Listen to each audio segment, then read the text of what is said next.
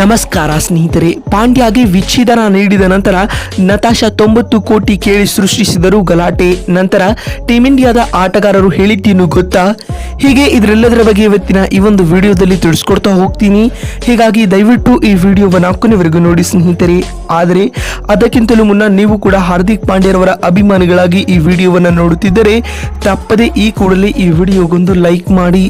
ಹೌದು ಸ್ನೇಹಿತರೆ, ಮುಂಬೈ ಇಂಡಿಯನ್ಸ್ ತಂಡದ ನಾಯಕ ಹಾರ್ದಿಕ್ ಪಾಂಡ್ಯ ಹಾಗೂ ಅವರ ಪತ್ನಿ ನತಾಶಾರವರು ವಿಚ್ಛೇದನಕ್ಕೆ ಮುಂದಾಗಿದ್ದಾರೆ ಎಂಬ ಸುದ್ದಿಗಳು ಹರಿದಾಡುತ್ತಿವೆ. ಈ ಸುದ್ದಿಗಳನ್ನ ಪುಷ್ಟೀಕರಿಸುವಂತೆ ಇದೀಗ ಇವರಿಬ್ಬರ ನಡುವೆ ಮನಸ್ತಾಪವು ಬಹಿರಂಗವಾಗಿದೆ.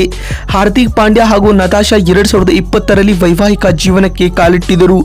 ಇದಾದ ಬಳಿಕ ಪ್ರತಿ ಸೀಸನ್ನ IPL ನಲ್ಲಿಯೂ ನತಾಶಾ ಕಾಣಿಸಿಕೊಳ್ಳುತ್ತಿದ್ದರು.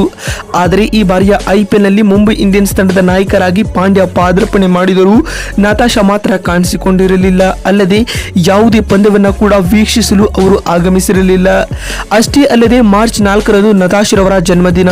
ಈ ದಿನದಂದು ಹಾರ್ದಿಕ್ ಪಾಂಡ್ಯ ಪತ್ನಿಗೆ ಸೋಷಿಯಲ್ ಮೀಡಿಯಾದಲ್ಲಿ ಹುಟ್ಟುಹಬ್ಬದ ಶುಭಾಶಯ ಕೋರಿ ಹಾರ್ದಿಕ್ ಪಾಂಡ್ಯ ಒಂದೇ ಒಂದು ಪೋಸ್ಟ್ ಕೂಡ ಹಾಕಿರಲಿಲ್ಲ ಸ್ನೇಹಿತರೆ. ಅತ್ತ ನತಾಶಾರವರು ತಮ್ಮ ಇನ್ಸ್ಟಾಗ್ರಾಮ್ ಖಾತೆಯಿಂದ ಪಾಂಡ್ಯ ಎಂಬ ಉಪನಾಮವನ್ನ ತೆಗೆದುಹಾಕಿದ್ದಾರೆ. ಅಲ್ಲದೆ ಇತ್ತೀಚಿನ ದಿನಗಳಲ್ಲಿ ಪಾಂಡ್ಯರವರ ಜೊತೆಗಿನ ಯಾವುದೇ ಫೋಟೋವನ್ನ ಕೂಡ ಶೇರ್ ಮಾಡುತ್ತಿಲ್ಲ.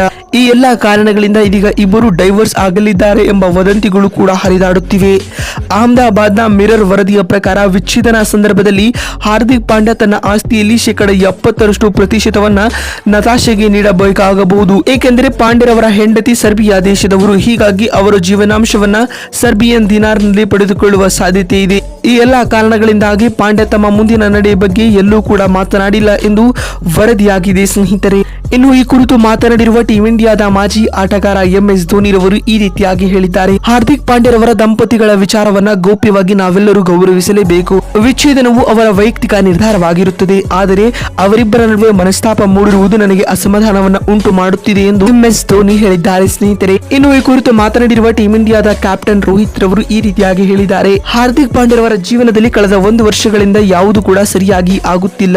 ವೈಯಕ್ತಿಕ ಜೀವನದಿಂದ ಹಿಡಿದು ಕ್ರಿಕೆಟ್ ಆಟದವರೆಗೂ ಅವರ ಜೀವನದಲ್ಲಿ ಎಲ್ಲವೂ ಕೂಡ ಅವರು ಅಂದುಕೊಂಡಂತೆ ಆಗುತ್ತಿಲ್ಲ. ಇದು ನಿಜಕ್ಕೂ ಪಾಂಡ್ಯರವರ ಕೆಟ್ಟ ಸಂದರ್ಭ ಎಂದು ರೋಹಿತ್ ತಿಳಿಸಿದ್ದಾರೆ. ನೋಡಿದ್ರಲ್ಲ ಬಂಧುಗಳೇ, ಪಾಂಡ್ಯರವರಿಗೆ ವಿಚ್ಛೇದನ ಕೇಳಿದ ಬಳಿಕ ನತಾಶಾ 90 ಕೋಟಿ ಕೇಳಿದ ಬಳಿಕ ಟೀಮ್ ಇಂಡಿಯಾದ ದಿಗ್ಗಜ ಆಟಗಾರರು ಹೇಳಿದ್ದೇನು ಅಂತ ತಿಳಿಸಿಕೊಡುವ ನಮ್ಮ ಈ ಪ್ರಯತ್ನ ನಿಮ್ಗೆ ಇಷ್ಟವಾಗಿದ್ದಲ್ಲಿ ತಪ್ಪದೆ ಈ ಕೂಡಲೇ ಈ ವಿಡಿಯೋಗೊಂದು ಲೈಕ್ ಮಾಡಿ. ವಿಡಿಯೋವನ್ನ ಇಲ್ಲಿವರೆಗೂ ನೋಡಿದ್ದಕ್ಕಾಗಿ ಧನ್ಯವಾದಗಳು. ಮತ್ತೊಂದು ವಿಡಿಯೋದಲ್ಲಿ ಸಿಗ್ತೀನಿ. ಅಲ್ಲಿವರೆಗೂ ನಮಸ್ಕಾರ.